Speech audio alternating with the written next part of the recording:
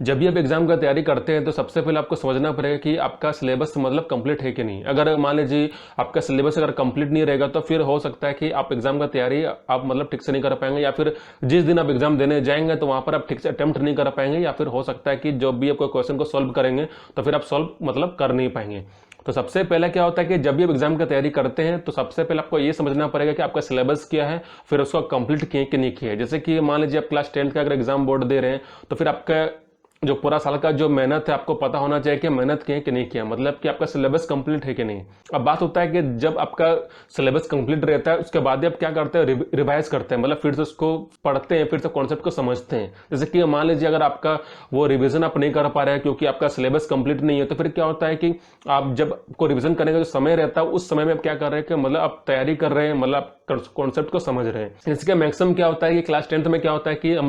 हम लोग एग्जाम आता है तो हम लोग 2 या 3 महीना पहले हम लोग पढ़ने स्टार्ट करते हैं। तो ये आपका एक नेचुरल होता है क्योंकि हर स्टूडेंट हर विद्यार्थी अब यही करता है। लेकिन क्लास 12th में क्या होता है, जैसे कि मान लीजिए अगर आप 2 या 3 महीना आपका एग्जाम बचा हुआ है, मतलब आपका एग्जाम आने वाला है और आप 2-3 महीना पहले अगर आप पढ़ाई करते हैं तो उसमें क्या होता है कि आपका हो सकता है कॉन्सेप्ट आपको समझ में नहीं आएगा।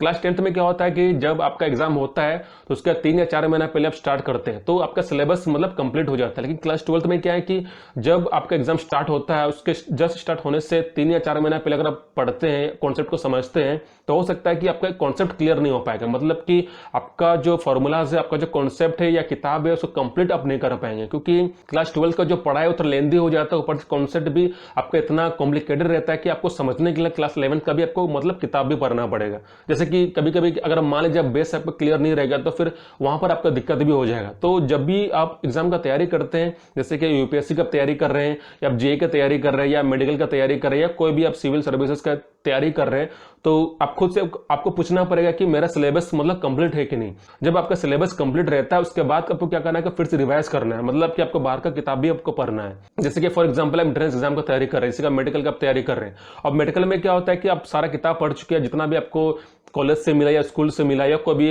जितना भी आपको कोचिंग सेंटर से आपको जो किताब मिला था वो उसको क्लियर कर लिए। अब ज्यादा क्लैरिटी लाने के लिए, ज्यादा पढ़ने के लिए आपको क्या करना पड़ेगा कि आपको बाहर का किताब भी पढ़ना होगा। जैसे कि फॉर एग्जांपल आपको आप इंटरनेट का थ्रू भी आप ले सकते हैं, आप इंटरनेट का मदद भी ले सकते हैं या ट्विटर का मदद भी ले सकते हैं। आप एक्स्ट्रा नॉलेज भी आप ले सकते हैं ताकि आपका जो क्लैरिटी और आपका वो शार्प हो जाए, आपके पास ज्यादा आपके पास वो नॉलेज रह जाए। कभी कभी क्या होता है कि जब भी हम लोग एंट्रेंस एग्जाम देते हैं तो फिर क्या होता है कि हम लोग जो किताब का जो सिलेबस हम लोग कंप्लीट भी कर लेते हैं, लेकिन उसके बाद हम लोग आएगा पढ़ाई या बाहर से हम लोग पढ़ते नहीं है, हम लोग बस वहां तक सीमित रह जाते हैं। तो मतलब आपको वैसा नहीं करना है। जैसे कि जब भी आप एंट्रेंस एग्जाम देते हैं सबसे पहले ये भी होना चाहिए कि वो आपका इंटरेस्ट का फील्ड हो। अब ऐसा नहीं कि आप ऐसा फील्ड में को आप चुन लिया जो आपका इंटरेस्ट का फील्ड नहीं है, आप किसी के एडवाइस में चले गए तो वहां पर भी क्या होता है कि सब्जेक्ट को आप क्लियर भी कर लेंगे तो अभी आपका कॉन्सेप्ट क्लियर नहीं होगा। आपका कॉन्सेप्ट, आपका सिलेबस तभी कंप्लीट होता है जब आप कॉन्सेप्ट तभी आपका क्लियर रहता है जब आपका वो इंटरेस्ट ऑफ फील्ड हो। अगर आप मान लीजिए वो इंटरेस्टेड सब्जेक्ट ही नहीं है तो फिर हो सकता है कि आप रट के आप आगे आगे निकल जाएंगे, या फिर आप अटेम्प्ट जब करेंगे तो हो सकता है कि आप क्वालिफाई भी कर जाएंगे लेकिन आपका काउंसलिंग या एडमिशन आपका नहीं होगा। क्योंकि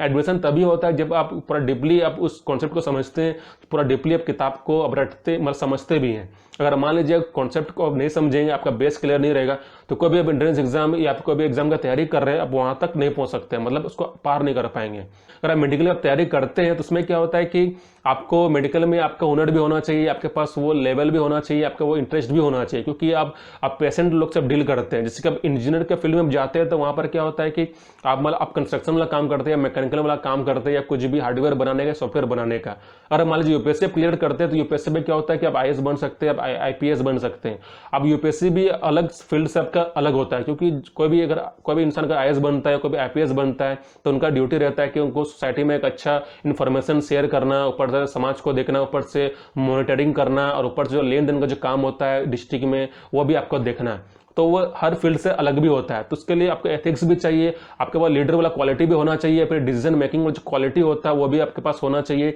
और ऊपर से आप कैसे समाज को संभालेंगे, आप कैसे जैसे कुछ भी दंगा हो जाता है तो फिर उसको आप कैसे मैनेज करते हैं। तो यूपीएससी में आपका अलग फील्ड, अलग टैलेंट और अलग क्रिएटिविटी भी चाहिए उस चीज को पार करने के लिए। तो उसी तरह अगर मान लीजिए आपका टैलेंट अगर मेडिकल वाला है तो आपको मेडिकल में जाना चाहिए, अगर आपकी क्रिएटिविटी अगर इंजीनियर वाला है तो आपको इंजीनियर में जाना चाहिए, अगर आपका क्रिएटिविटी अगर यूपीएससी वाला है तो आपको यूपीएससी वाला में ही आपको जाना चाहिए। चाहिए। लेकिन सबसे पहले क्या होता है कि आपका जो स्ट्रांग पॉइंट आपको समझना पड़ेगा, आपका वीक पॉइंट भी आपको समझना पड़ेगा। तो जब भी आप एंट्रेंस एग्जाम में कोई भी एग्जाम का तैयारी करते हैं तो सबसे पहले आपको समझना पड़ेगा कि आपका जो कॉन्सेप्ट है, जो सिलेबस है, कंप्लीट है कि नहीं। लेकिन अगर आप सिलेबस आपका कंप्लीट है लेकिन आपका कॉन्सेप्ट अधूरा है, इसका मतलब यही होता है कि आप सिलेबस तो कंप्लीट कर लिए लेकिन आप कॉन्सेप्ट आपका क्लियर नहीं है। अगर आप मान लीजिए कॉन्सेप्ट को समझने में अगर आप मतलब थोड़ा दिक्कत आपको हो रहा है, उसका मतलब क्या होता है कि वो आपका इंटरेस्ट ऑफ फील्ड नहीं है। तो फिर आपको क्या करना पड़ेगा कि फिर से आपको सेलेक्ट करना पड़ेगा, फिर से आपको मतलब रिसर्च करना पड़ेगा कि आप कौन से एंट्रेंस एग्जाम के लिए बने हैं, फिर आपको कौन सा एग्जाम का तैयारी करना है।